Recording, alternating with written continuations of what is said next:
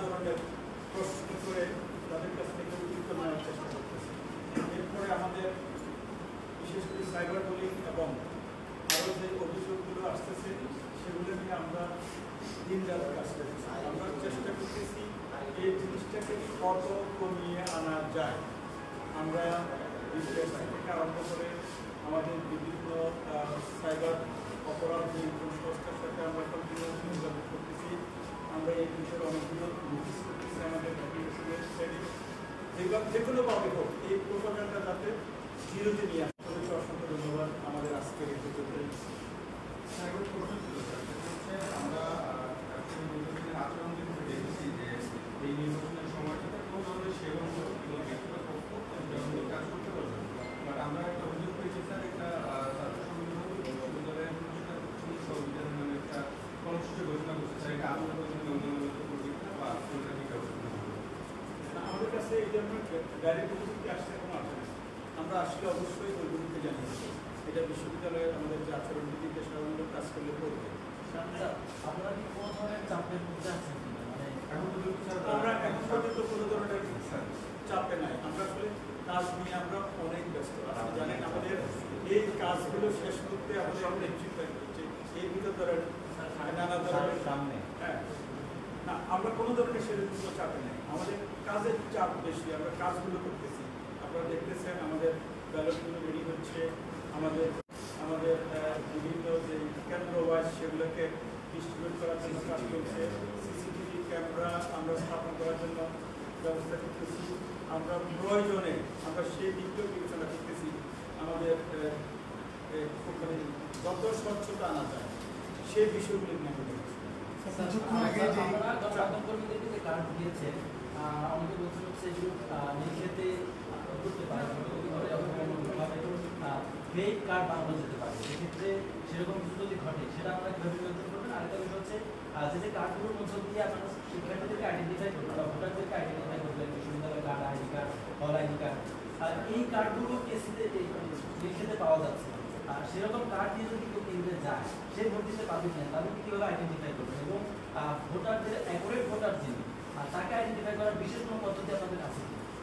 এটা পরিষ্কারভাবে বুঝে রাখা দরকার যে যে সমস্ত কার্ডগুলোর কথা বলা হয়েছে সেটা কেবলমাত্র একজন ভোটারের ভোট কেন্দ্রে প্রবেশের জন্য ওইটা ভোট দেওয়ার জন্য ওইটা যথেষ্ট। ভোট দেওয়ার জন্য ভোটারের ছবি সহ, ভোটার নাম্বার, তার আইডি সহ আমাদের কাছে ভোটার তালিকা আছে। ফলে এটা আমরা শারীরিকভাবেই তাকে আইডেন্টিফাই করবো যে ছবি আছে, যে নাম আছে, তার সাথে যে ব্যক্তিটি ওখানে গেছে তার মিল আছে। যদি মিল থাকে কেবলমাত্র তখন সে ভোট দিতে পারে। অর্থাৎ কেন্দ্রে ঢোকা আর বুথে ঢোকা এই দুটোর মধ্যে পার্থক্য আছে। যে মুহূর্তে আমরা দেখব যে এই ভদ্রলোক বা এই শিক্ষার্থীটা আমাদের ভোটার না, কিন্তু কেন্দ্রে ঢুকেছে, সাথে সাথে তাকে আমরা যে দায়িত্বপ্রাপ্ত আইন শৃঙ্খলা রক্ষাকারী যে সমস্ত প্রতিষ্ঠান ব্যক্তি কাজ করবে তার কাছে ব্যবস্থা। আমাদের কাছে আমরা রিসেন্ট পাস আউট আমাদের কাছে একটা বিশ্ববিদ্যালয়ের কার্ড আছে, অনেক কার্ড আছে। এই কার্ডগুলো দিয়ে কেউ ঢুকতে পারবে যারা হচ্ছে আপনার এখন রানিং ভোটার না, কিন্তু আইডি কার্ড আছে, বিশ্ববিদ্যালয়ের কার্ড আছে, ভোটার কার্ড আছে, তারা এগুলো ব্যবহার করতে পারবে।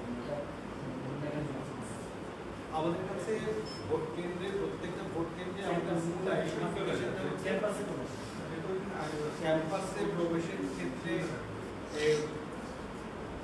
আমরা চেষ্টা করবো যে এটা যথেষ্ট মানে একেবারে আপডেটেড যে আইডি সেটাকে প্রয়োগ করার।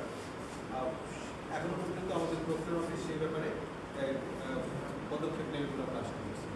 সবাই সাইবার বুলিংয়ের কথা বলছে, আপনারা ব্যবস্থা নিচ্ছে বলেছিলেন বিদেশে থেকে যারা শিক্ষার্থীরা বাড়তে বিষয়ে বলেছেন।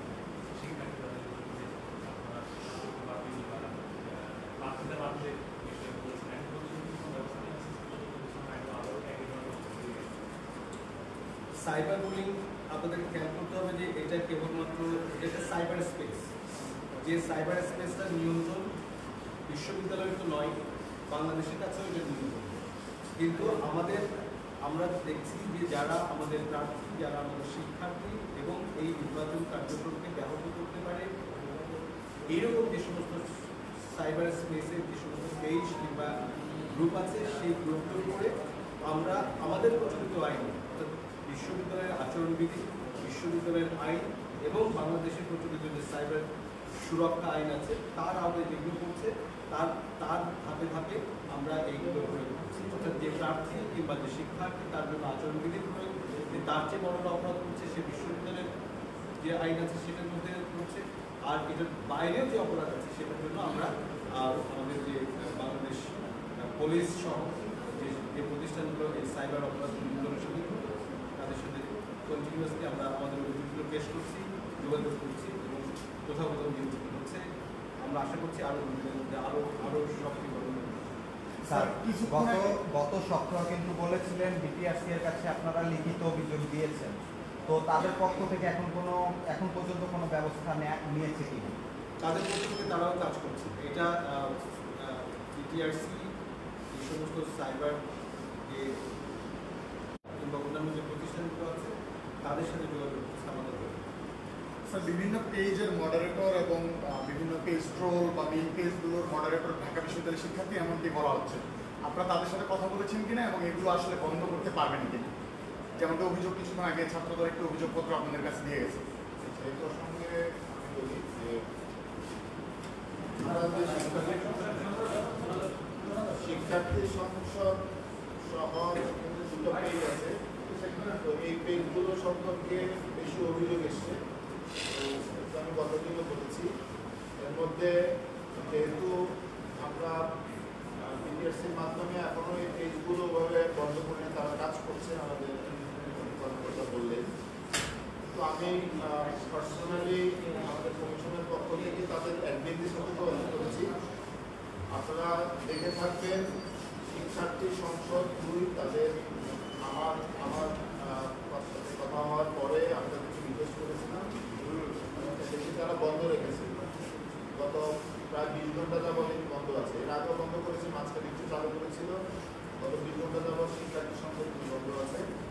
আরেকটা পেজ সেটি বন্ধ করার জন্য আমি একটু চাপ সৃষ্টি করেছিলাম আমাদের পক্ষ থেকে। সেটি একজন আমাদের সে প্রার্থী হয়েছিল, প্রার্থীটা তার বাতিল হয়েছে, সেই গ্রুপটা লিড করছিল আরেকটা শিক্ষার্থী সংসদ, তো সেটি বন্ধ হয়নি। কিন্তু চাপ সৃষ্টি করার পরে সে তার অ্যাডমিন প্যানেল থেকে সে বেরিয়ে গেছে, তো অন্য অ্যাডমিন দিয়ে চালাচ্ছে। এটা আজকে আমরা ওই অ্যাডমিনদেরকে কিছুক্ষণ আগে আমি পার্সোনালি যোগাযোগ করেছি এবং তাদেরকে রিচ করতে পারিনি। আমি আবারও তাদের সাথে কথা বলে এটি বন্ধ করার ব্যবস্থা করব। আর যদি বন্ধ না হয় তাহলে আমাদের স্যাররা যেটা বললেন আমরা আইন করব। ধন্যবাদ। একটা কথা প্লিজ সবার জন্য আপনাদের কাছে আমাদের একটা বড় আবেদন। এই আবেদনটা হচ্ছে যে আপনারা দেখছেন যে এখনো পর্যন্ত বিশ্ববিদ্যালয়ে একটা সুন্দর শান্তিপূর্ণ অবস্থা বিরাজ করছে। আমরা আজকে সকাল থেকে এই জাস্ট একটু আগে 15 মিনিট আগ পর্যন্ত আমরা 5টা হল ভিজিট করেছি এবং প্রত্যেকটা হলে আমরা সাধারণ শিক্ষার্থীর সাথে কথা বলছি। কোথাও কোনো রকমের বিস্ময়, কোথাও কোনো টেনশন এগুলো আমরা করতে পারি। আপনারা নিশ্চয়ই আপনাদের মাধ্যমে আপনারাও দেখতে পাচ্ছেন। ফলে এইটা আমরা আপনাদের মাধ্যমে আমাদের সাধারণ শিক্ষার্থীদের যারা ক্যাম্পাসের বাইরে অবস্থান করছে বিশেষ করে তাদের সবার কাছে পরিষ্কারভাবে এটা বলতে চাই যে বিশ্ববিদ্যালয়ের এই শান্তিপূর্ণ নির্বাচনের মূল যে চালিকা শক্তি সেটা হচ্ছে শিক্ষার্থীদের অংশগ্রহণ।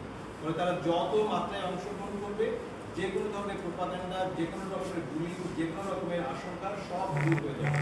ফলে আমরা আপনাদের মাধ্যমে জানাতে চাই যে এই বিশ্ববিদ্যালয়ে নির্বাচনের জন্য একটা সুষ্ঠু পরিবেশ বিরাজ করছে এবং আমরা চাই যে আমার প্রত্যেকটি বৈধ শিক্ষার্থী এসে এই নির্বাচন প্রক্রিয়ায় অংশগ্রহণ করবে। ফলে আমরা সবার কাছে আহ্বান জানাতে চাই আপনারা আসেন, নির্বাচন প্রক্রিয়ায় অংশগ্রহণ করেন, ভোটদান করেন এবং একটা নিজেদের পছন্দ মতো নেতৃত্ব বাছাই করেন।